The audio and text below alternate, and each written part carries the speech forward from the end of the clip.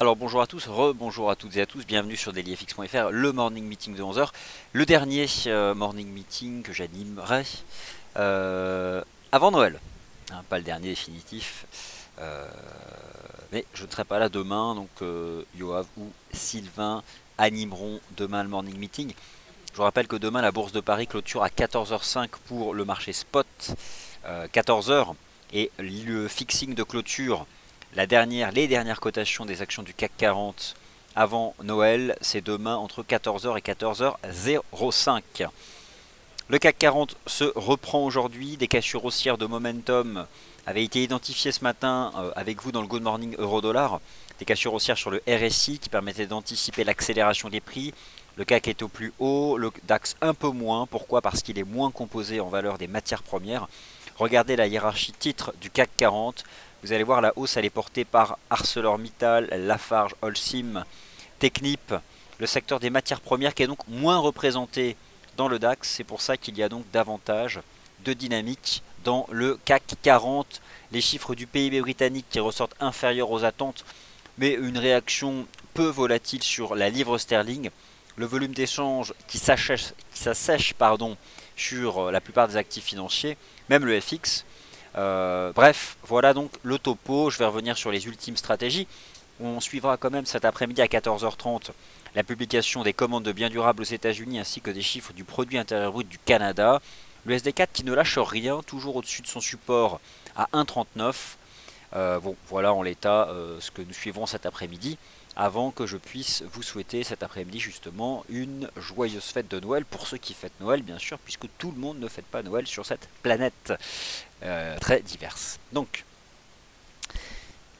les indices boursiers. Ce qui m'avait marqué ce matin, moi, sur le CAC et le DAX, vous les avez ici tous les deux côte à côte, c'est les cassures haussières de RSI. Cassure haussière de RSI H1 ici sur le CAC, alors qu'on était nettement, on était 50 points plus bas. Et donc cette cassure haussière de RSI sur le DAX, lorsqu'on était à 10 560.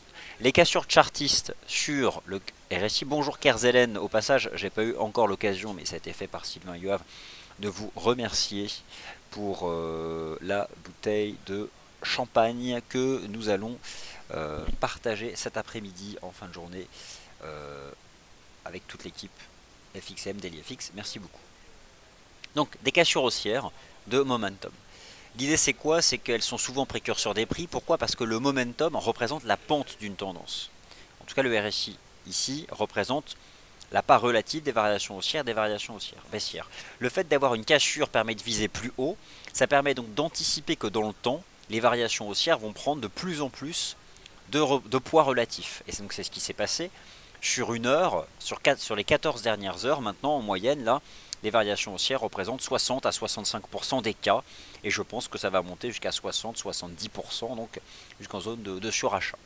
Alors que peut-on viser sur ces marchés? Vous avez proposé ce matin donc un scénario haussier sur le CAC pour viser 4630 et 4650. Eh bien, je n'ai pas changé d'avis, donc je vise toujours 4650 sur le CAC. Il ne faut pas repasser sous 4600. C'est l'invalidation désormais. Il ne faut pas que le CAC 40 repasse sous 4600. Et en effet, il faut éviter de vendre le CAC aujourd'hui. Alors, certains analystes parlent de rallye de Noël depuis 2-3 semaines. C'est trop précoce. Par contre, là, nous sommes à la veille de Noël. Toutes les valeurs du CAC remontent dans un volume très réduit, mais elles prennent toutes entre 1 et 2%. C'est ça l'inertie haussière de fin d'année. C'est ça qu'on appelle généralement le rallye de Noël. C'est ces hausses des toutes dernières séances de l'année. Là, ça commence la veille de Noël. Ça va probablement continuer lundi, mardi, mercredi prochain. Dans un faible volume, les valeurs prendront 1 à 2%. Le CAC fera peut-être plus 1, plus 0,80. C'est ça, le rallye. Et nous en avons donc aujourd'hui l'amorce, la veille justement du 24 décembre, qui sont des achats à bon compte, soit de valeurs massacrées pendant l'année. Et si vous prenez aujourd'hui la hiérarchie du CAC, les valeurs en plus forte hausse sont celles qui ont perdu, sont celles qui sont en baisse, tout simplement. Prenez aujourd'hui le top 10 du CAC, vous avez 5 à 6 valeurs en baisse depuis le début de l'année. Donc voilà, on se positionne sur ces valeurs. Ça peut être aussi des paris sur l'année 2016. Notamment pour ceux qui ont un scénario de rebond du prix des matières premières. Bien sûr, surprise, aujourd'hui dans le CAC 40, c'est ArcelorMittal et Technip qui sont achetés. Mittal prend presque 9% au moment où je vous parle. Bon, le titre en perd 55% depuis le 1er janvier. Mais aujourd'hui, le titre en prend 9%. Et si demain la bourse de Paris continue de monter, et la semaine prochaine aussi, ce sera Mittal, Technip qui prendront. Et notamment Mittal, ça va vite, hein, quand on vaut 4 euros, il suffit de prendre quelques centimes pour que en relatif, cela fasse quelque chose d'important. Donc je pense que le CAC pourrait remonter à 4650. Maintenant le DAX est moins fort parce qu'il est nettement moins composé de valeur des matières premières. Bon, malgré tout on se reprend. Il y avait ce matin une précassure de momentum, bien visible ici sur le RSI.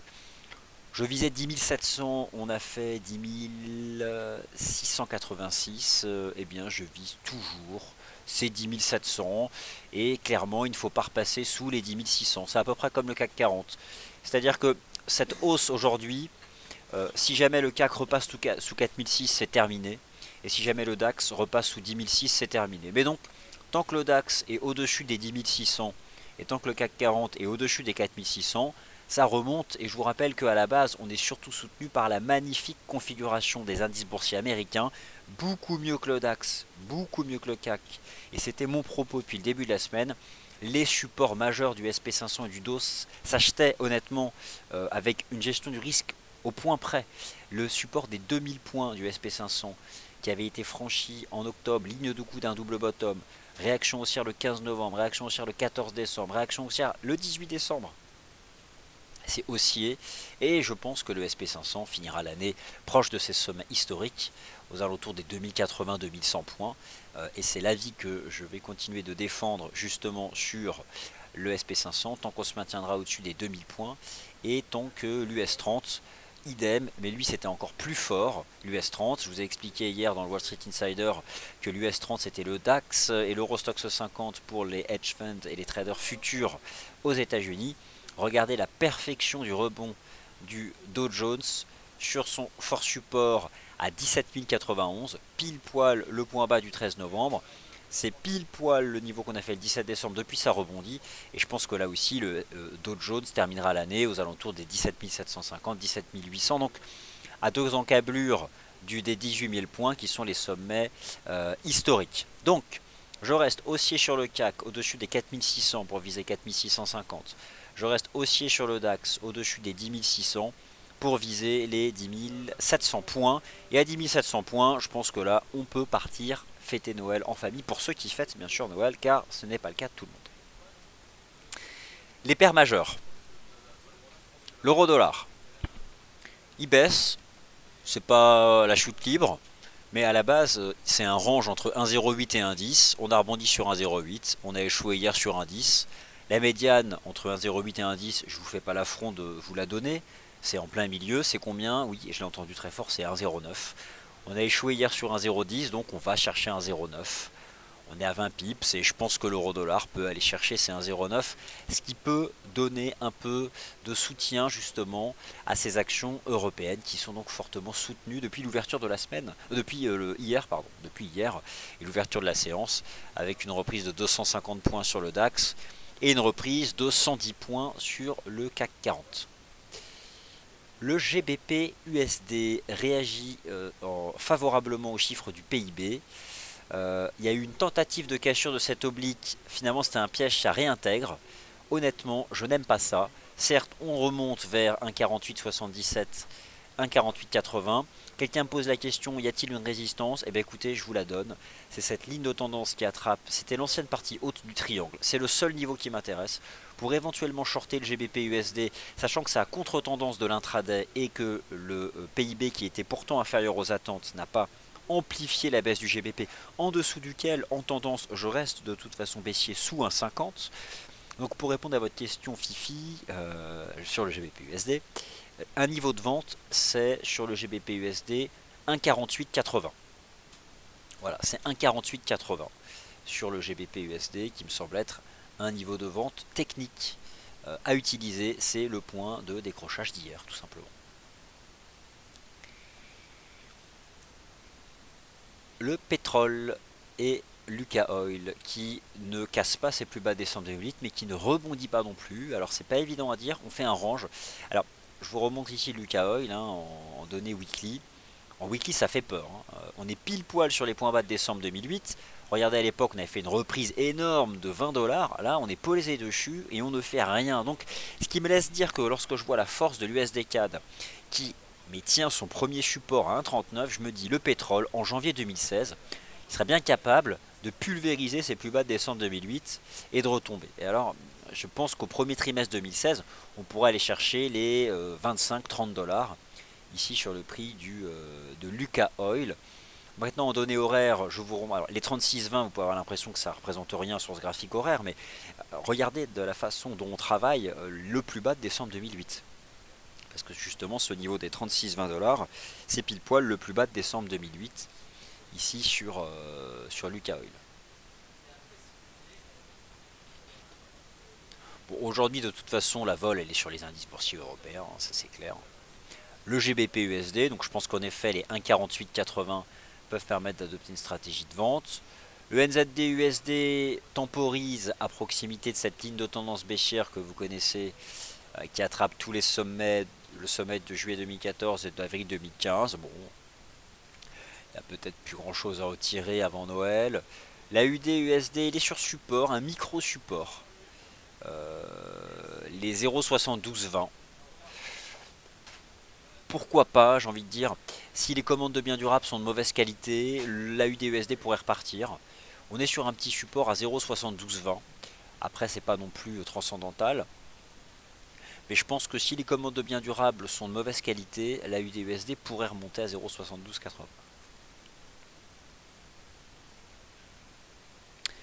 USD-CAD encore et toujours 1,39, premier support. Bon, je vais être honnête, ce matin j'ai dit qu'il fallait mettre le haut là sur les stratégies d'achat du USD-CAD. Ça relance encore. Mais permettez-moi de patienter un peu sur l'USD-CAD, de laisser un peu temporiser.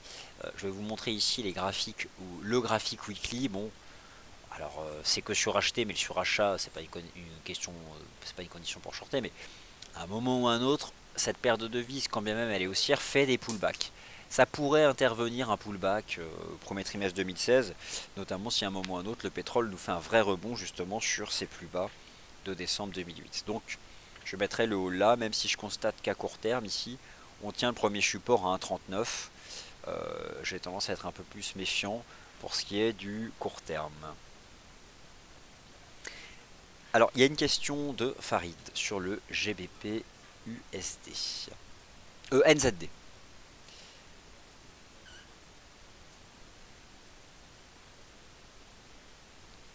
Alors GBP NZD il est complètement baissier, mais là aussi on est très en deçà des premières résistances qui ont été brisées. 2,24. Moi, un marché qui est baissier, je ne m'intéresse qu'aux stratégies de vente sous résistance, mais peut-être que vous, votre question c'est de savoir est-ce qu'on peut acheter pour viser une résistance. Et moi, ça m'a toujours dérangé dans les phases de tendance baissière. Après, c'est aussi en horaire, ça remonte. Qu'est-ce qu'on peut viser en horaire?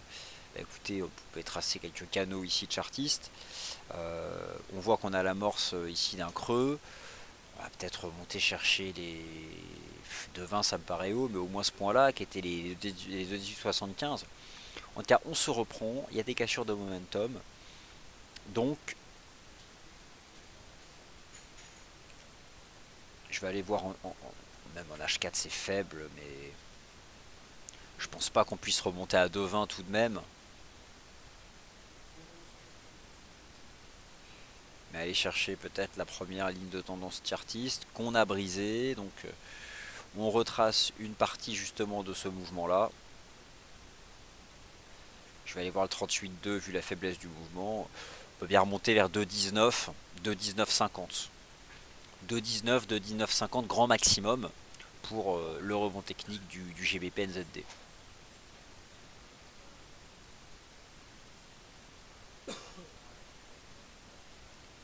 USD Yen, je l'exclus de mes stratégies jusqu'à la fin d'année, mais j'observe qu'on tient cette ligne de tendance. Alors en partant du principe que tout de même Wall Street devait finir l'année proche de ses sommets historiques, allez, je vais faire le choix d'accorder ma confiance à cette ligne de tendance haussière sur l'USD Yen. J'aurais tendance à dire qu'on peut donc l'exploiter avec un stop sous les 120.30. Parce que si on passe sous 120.30, c'est terminé. Alors le CAC 40 question, à combien peut-on acheter pour viser 4650? Malheureusement, c'est complètement trop tard. Les signaux techniques ont été donnés ce matin entre 8h30 et 9h. Il y a eu ensuite un pullback entre 10h et 11h qui était nickel sur le DAX. Un magnifique pullback, pareil sur le CAC quand on est retombé à 4620. Malheureusement, c'est trop tard. Viser 4650 sur le CAC, on est à l'achat maintenant, mais plus bas, sur les signaux qui ont été donnés ce matin. Là, on ne peut que remonter les stops pour suivre la tendance. Malheureusement, au niveau actuel des cours, même si je vise 4650 et une remontée vers 10700, le prix actuel n'est pas un bon prix d'entrée. Mais définitivement, ce n'est pas un bon prix d'entrée. Donc là, je m'adresse plutôt à ceux qui ont pu prendre des achats ce matin et qui sont dans le sens de cette dynamique positive. Alors justement, c'est une question intéressante sur le 4 CHF qui m'invite à mettre le haut là sur les stratégies d'achat de l'USD CAD. Il y a un biseau descendant sur le 4 CHF et l'amorce d'une divergence haussière. Alors, il n'y a que l'amorce d'une div, donc elle n'est pas active, et ce biseau, ça peut être simplement un ralentissement de la baisse jusqu'à 0,69. Pour l'instant, on est toujours dans la figure, il n'y a aucun signal que donne le 4 CHF, mais vous voyez comme moi ici la compression. Mais là, il n'y a pas de signal. Mais ça m'invite, c'est la première fois qu'on a ce type de début de contradiction, alors que l'USD CAD a fait 1,40 et que le pétrole est sur ses plus bas de décembre 2008, vous comprenez qu'après plusieurs semaines de mouvements bien directionnels, il est grand temps d'attendre une vraie conso. Alors, par exemple, un rebond technique du pétrole, je ne sais pas, vers 40 $, et un vrai pullback de l'USD CAD pour ensuite reprendre la dynamique. Parce que si le pétrole remonte à 40 $, moi je pense que c'est une bonne opportunité de le shorter pour viser 30 $ en 2016. Et donc si l'USD CAD consolide vers 1,3750, je pense que ce sera une bonne opportunité d'achat pour viser 1,4250 au premier trimestre 2016. Ce sera ça, moi, la stratégie que je défendrai donc au premier trimestre.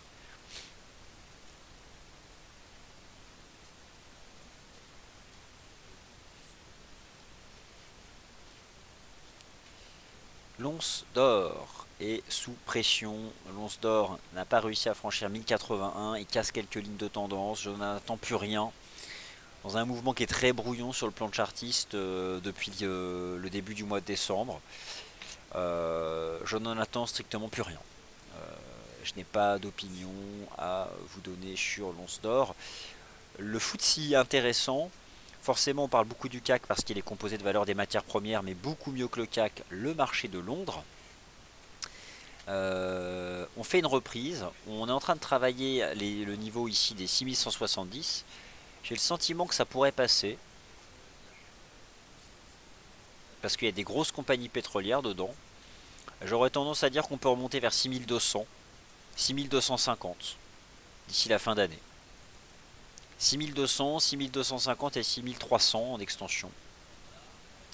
Avec une invalidation sous 6100. Donc je suis haussier pour viser 6250, 6300 sur Lucas 100, qui est bien pondéré en grosses compagnies pétrolières, en grosses compagnies minières. Beaucoup plus grosses que du Technip, du Total ou du ArcelorMittal ou encore du Lafarge. C'est dans le FTSE que vous allez trouver les plus grosses représentantes.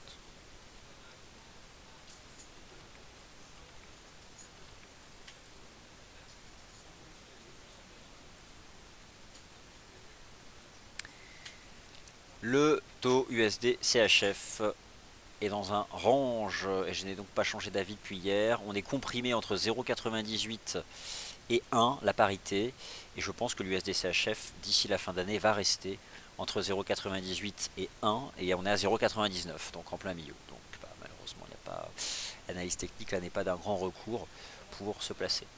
Voilà, donc mon opinion d'ici Noël et la fin d'année, c'est que on a une phase haussière sur les marchés actions, dont le point de départ a été donné par Wall Street, qui a tenu de forts supports.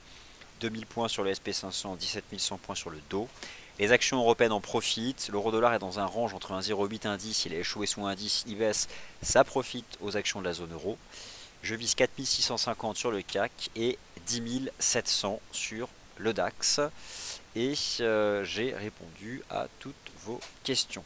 Alors cet après-midi, on suivra la publication des commandes de biens durables aux États-Unis à 14h30.